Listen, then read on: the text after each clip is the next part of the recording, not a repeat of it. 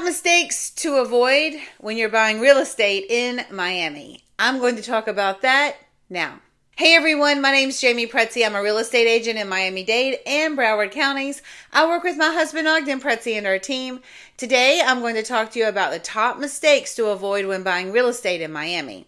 But if this is your first time here, hit that subscribe button so you never miss another update. We do put out new videos every week. Also use the link in our information box and download our free relocation guide. If you've not bought real estate in a long time, you've not purchased real estate in our area, or you're a first-time buyer, you'll love this guide. It's jam-packed with information. Okay, let's get started. Skipping market research. This is one of the biggest mistakes that I see people make. And the reason why this is really important to not skip is because you need to understand what you get for your money. The Miami market is very different than other markets throughout the United States. We have over 70 different neighborhoods, and what you can get for your money can vary greatly. Property type by property type. I mean, we have single family homes, condominiums, townhomes. There's many different types of properties here. We have the super luxury properties, the vacation homes, the short-term rentals. Like there's just a lot of different real estate here. And all of that real estate costs different depending on what you're buying. So if you're not familiar with this local real estate market here in Miami, definitely hire an agent who can help guide you so that you understand and make sure that you're getting the best bang for your buck. And also you want to make sure that you hire someone who can help guide you, because maybe this neighborhood doesn't work for you, but this neighborhood 2 blocks over may work better. So it's just really important to make sure that you understand the market research and don't skip it, because you want to make sure that you're not missing out on an opportunity, or also that you're not overpaying. This is a big mistake that people make all the time, and I think sometimes people get annoyed because I really push it a lot before we start looking at properties, and that is skipping the pre-approval process if you need financing. So if you're purchasing a condominium here, you really need to understand the type of loan product you're going to get and also how much money you're going to put down, because that will ultimately determine the type of condominium property you can buy. Because the banks, when you're getting financing, they're going to qualify you as the borrower, and they're also going to qualify the building. Some buildings are not eligible for financing, and some buildings, based on how much money you're putting down. I know I'm like pretending like this is a building. Silly. But depending on how much money you're putting down depends on the type of property you can buy. These are the things that we discuss at a buyer strategy session, and this is why I say it's really important to not miss doing a strategy session. And actually, we always require our buyers to do that before we go out and look at properties. But the pre-approval process will also help determine how much you want to pay every month. For example, how much do you want to pay in taxes and insurance and all of those other expenses that go along with owning a property. So don't skip the pre-approval process. And many people will actually ask for those. A lot of seller agents ask for those now before actually letting people into the property.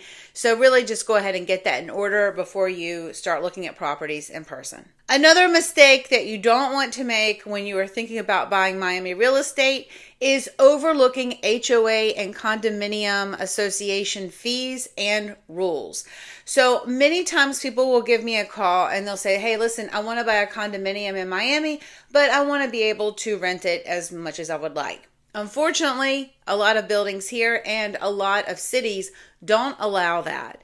So that's really important to know, and you just don't want to come down and start looking at properties and overlook those rules, because if that's what you intend to use the property for, you could be looking in the wrong area. Our area is not very generous with the short-term rentals, so you have to be really careful about the buildings where you want to buy. And also in the neighborhoods. So we typically say HOAs are more like single family home neighborhoods. Condominium associations are obviously for the condominiums. So you really want to understand the rules of where you're planning to buy. And of course, you want to understand the fees that are associated with buying in that homeowner association or condominium associations. And some associations, there can be two. There can be one for your building, and then there can also be a master association, a master homeowner association. Maybe it's one association, maybe you have a building and a master, I don't know. There are a lot of different setups for the properties here and the neighborhoods and the way in which they assess these fees. So you really want to make sure you understand what's covered. For example, in some homeowner associations, maybe they also include landscaping and front yard maintenance. Or maybe in the condominium association, they also include internet and cable. So it's just important to understand what you're paying for and how much are those fees, because sometimes they can really add up. And if you're not prepared, you could be in a little bit of a shock. So always double check on that. Flood insurance is a really important thing to understand, because if you are buying real estate in our area and you are buying in a flood zone and you do need financing, you will be obligated to provide proof of flood insurance. If you are paying cash, ultimately that's your call if you want to get flood insurance or not. But if you are getting financing and you're buying in a condominium building, you will need to check to see that the building has the proper flood insurance, and that can create a big issue and may make the property ineligible for insurance if they don't carry the correct amount of flood insurance that the bank wants. So definitely something that you want to check and have your lender check way in advance to going under contract or spending all the time on that process. And if you're buying a single family home, you'll really want to get an idea about how much the cost of flood insurance may cost, because maybe in this area it costs this amount, but in this one it costs a different amount. So if that's important to you, always check the cost. Focusing solely on price. Sometimes the cheapest properties are really not worth it. And I think it's just really important to take into consideration how you're planning on paying for a property, the price, the condition, and the location of that property.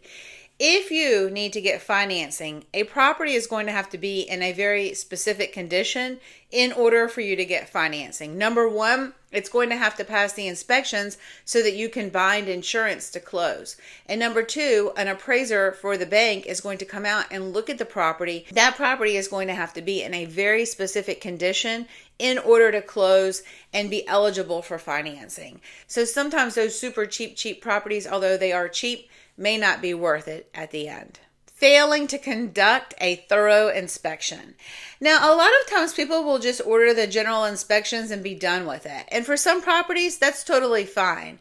But for single family homes here, especially the older single family homes, I think if there's a pool, you need to make sure that you have the pool inspection. If there's a seawall inspection, maybe even do the plumbing inspection. If there's a septic tank, of course, a septic inspection. So you can go really detailed on these inspections, and I would recommend just spend the money and get the inspections done and do a very thorough job. There are a handful of buyers who I get don't really need to do all of this. For example, the investors, the flippers, the contractors, they already know what they're getting into. But if you're a regular home buyer in our area, I would recommend not skipping thorough inspections. It's really important so that you know what you're buying. Even if something's wrong, at least you know. I mentioned this earlier, but I'm going to talk about it again really quick, and that is overlooking short-term rental rule regulations.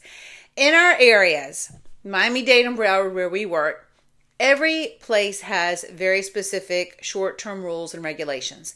And a short-term rental in our area is anything that is 180 days and less, so 6 months and less. And you have to be really careful, because not only do the cities have rules about that, the neighborhoods can have very specific rules about it. And then if you're buying in a condominium building, the buildings have very specific rules. And I know sometimes people will say, well, just who cares? Nobody's looking. They're going to be looking. Your neighbors are going to see those people coming and going. And trust me, they will report it, and you can be up to some hefty fines. So don't overlook short-term rules and regulations. Making emotional decisions. One thing that I see people make emotional decisions about, and that is they get really caught up in the process, they get overwhelmed, and then they make really bad decisions. And sometimes people make really bad decisions during an inspection process. Maybe the inspection was a little bit more than what they thought, and they just freak out and cancel. And then 24 hours later, they're like, why did I cancel? And then they try to go back and buy the property, and now the property is under contract with someone else. So I just highly recommend to relax a little bit during this process. You need to know everything is going to be coming at you. You're going to have me, you're going to have the inspection companies, the appraisers, the bank. Everyone's going to be asking you for a lot of things at one time. You just need to know when you go under contract, a lot's going to be coming at you. Don't be emotional and just relax. Overlooking closing costs. Now, a lot of times people will just talk about the amount of money they need to put down on their loan, but then they forget that they're going to actually have closing costs. So closing costs are the costs that are associated with actually closing that property, and if you're getting financing, the cost to get the loan. And I would say in our area, generally speaking, closing costs are anywhere from 1 to 5%, depending on how you're paying for the property. The bulk of that kind of 5% range, when it gets up to that high, is typically the cost of insurance, because they're going to be escrowing a lot of that, taxes, and you're going to be paying for some of those services in advance. You can find a lot of different closing cost calculators online. You may need a little bit of help understanding who pays what to actually enter the information in that calculator, but there are many different ways to kind of gauge the cost for the closing cost. But it is a fee, so you want to make sure that you plan for that expense, especially if you're buying, for example, a single family home and you have to pay in advance for insurances and then of course start escrowing items for the lender. This is another reason why you don't want to skip the pre-approval process, because the lender will go over all of these fees with you so you know what to expect. And last but not least, you want to make sure that you hire a good real estate agent. Of course, you know I'm going to say that, but it's really true, because Miami's real estate market is pretty complex, and it's really important that you make sure that you hire someone who can help guide you through the process. A lot of times I'll see people online say things like, oh, real estate agents just open doors. I mean, if that was it, that would be great, but that's not the reality of what we do. TV makes it look easy, but the day-to-day stuff is really not easy. It is a very complex process, and guiding buyers from the beginning to the end, from, figuring out how they're going to buy the property, pay for the property, and then figuring out the insurance and the cost and how to get financing and saving up for those fees, and then actually finding the property that matches what they want to buy, and then going under contract with all the different personalities, with the seller's agents. You have attorneys involved, there's vendors involved, inspectors involved. There's just a lot to know, and it can be a pretty tedious process. But if you hire someone and you go into it with a plan and someone who can help navigate the plan, you can be really successful on the other side. There's so much to know about our local market. My name is Jamey. This is my husband, Ognjen. We're always here to be a resource for you. Don't forget to download our free relocation guide. Feel free to call or text me. I'm always here to be a resource for you. And we'll see you soon.